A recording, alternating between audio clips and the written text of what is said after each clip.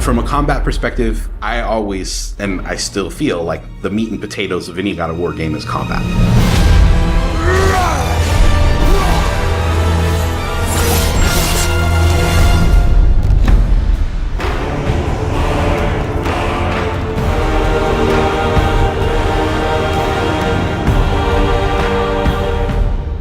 My name is Roberto Clemente, and all my friends call me Bert. I'm a senior combat animator here at Sony Santa Monica. My name is Kim Nguyen, and I'm a gameplay animator. Hi, I'm Sabra, and I'm a senior VFX artist on God of War Ragnarok. My name is Grace Pan, and I'm a gameplay animator in God of War Ragnarok. Hi, I'm Stephen O'Hara, GBA, combat designer on God of War. And I create interesting and memorable creatures that players like to attack and defend against. As an animator, you gave life to characters. You make them move, you gave them personalities, you gave them weight.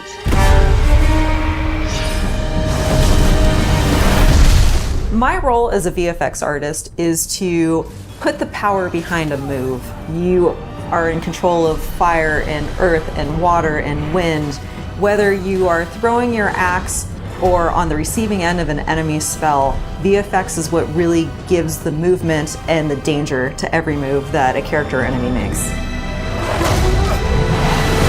I work really closely with the design team and the tech art team on this project specifically. We actually work a lot with camera, along with the guidance of our great camera team, so I find myself doing fight choreography sometimes.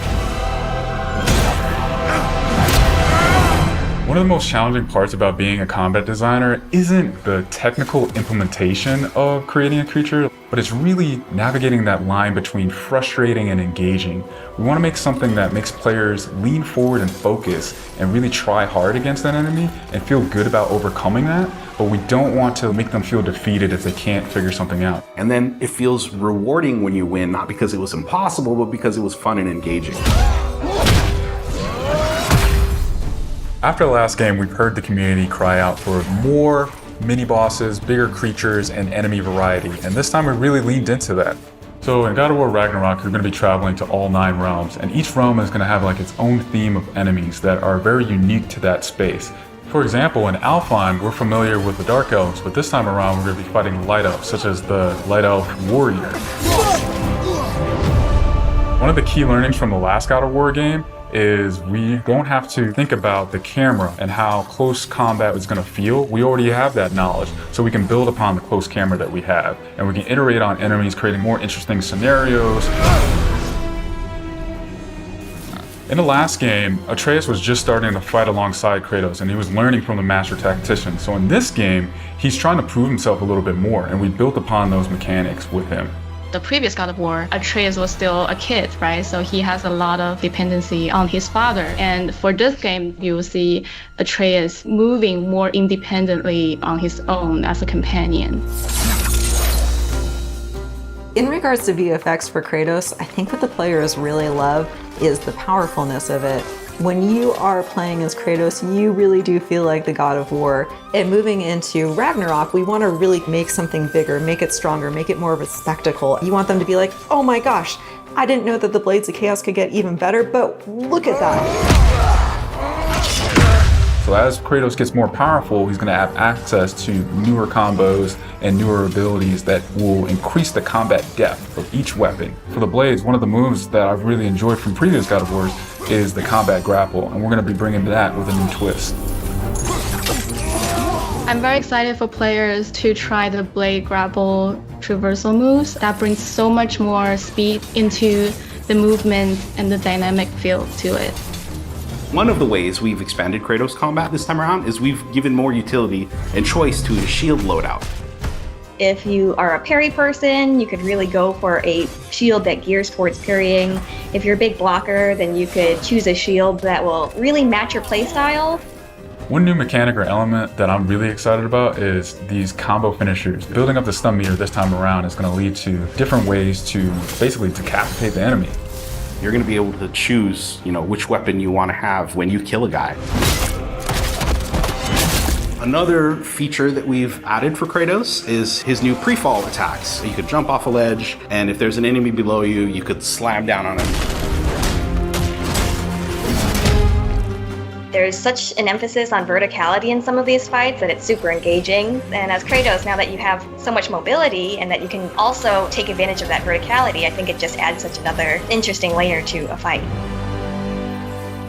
In God of War Ragnarok, we've enhanced the Kratos and Atreus duo. He's going to initiate a little bit more and be aggressive. He's going to fight alongside you and sometimes even surprise you with his combo abilities too. Some of the new expanded companion actions that you'll see Atreus do leverage the fact that he's older now, he's bigger now. And he's different from Kratos, so his magic has a different flavor. Not only that they fight side by side together, there are also a lot of mini games and player interaction moments. For example, like the puzzle systems and the set pieces. You definitely will see a lot more collaborations between father and son.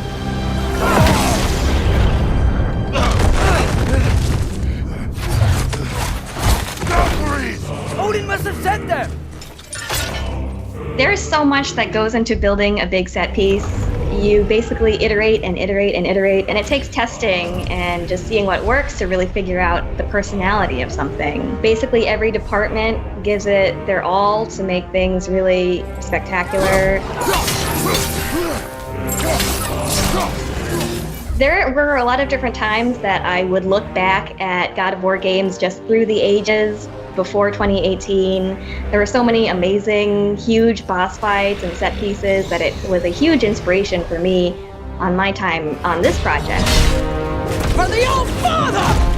Our design philosophy for creating new and memorable enemies is basically making them a combat puzzle, similar to like chess, and focusing on the chess pieces. Each piece has its own theme and its own use.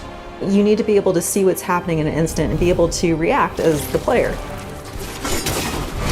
There's a couple of different ways that we go into making an attack very readable for the player. Sometimes we add a signature audio cue, or we'll add the different rings, such as what we did in the last game, that lets you know that this attack is unblockable, you need to dodge it.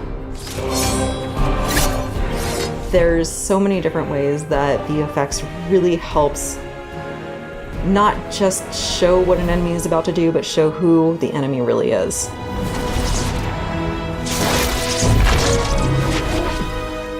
Everything you design has to be surrounding the essence of the character and a story. It's what makes it believable and memorable in the first place.